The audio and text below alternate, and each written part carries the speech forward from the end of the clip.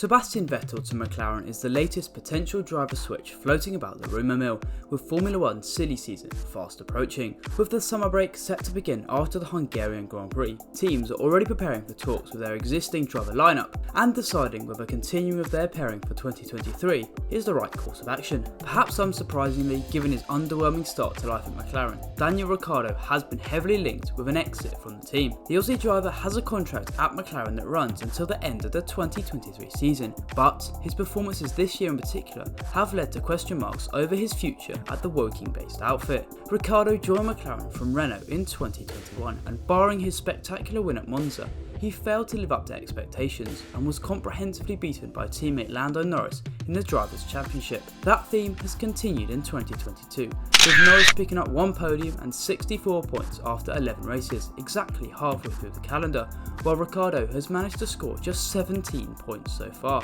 This has led to speculation that he will be replaced by McLaren for next year. One man who has been linked with Ricciardo's seat is former Red Bull and Ferrari driver Sebastian Vettel. The four-time world champion is now at Aston Martin, who have struggled to live up to their promise of delivering the team to the very top of F1.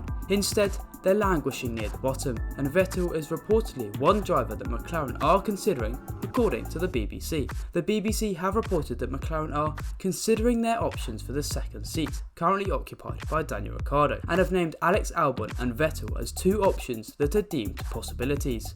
While Albon only joined Williams in 2022, Vettel has been at Aston Martin for 18 months, and there has been talk of him leaving the team and even F1 itself at the end of 2022. Vettel stormed out of the drivers' meeting in Austria after it was deemed to be going round in circles. Vettel was then handed a €25,000 suspended fine for failing to live up to standards and was found in breach of Article 12.2.1f of the International Sporting Code. It's not the first time the German driver has butted heads with the race officials either, and he appears discontent with the inconsistency of decisions made by the FIA. As a result, he's been linked with an exit from F1 altogether, although this has coincided with speculation that Ricciardo may not retain his McLaren seat, opening the door for Vettel to join. McLaren's CEO Zak Brown recently said, "I don't want to get into the contract, but there are mechanisms in which we are committed to each other, and then there are mechanisms in which we are not. I've spoken with Daniel about it. We are not getting the results we both hoped for, but we will both continue to push." He also confirmed that Ricciardo had a McLaren contract for 2023,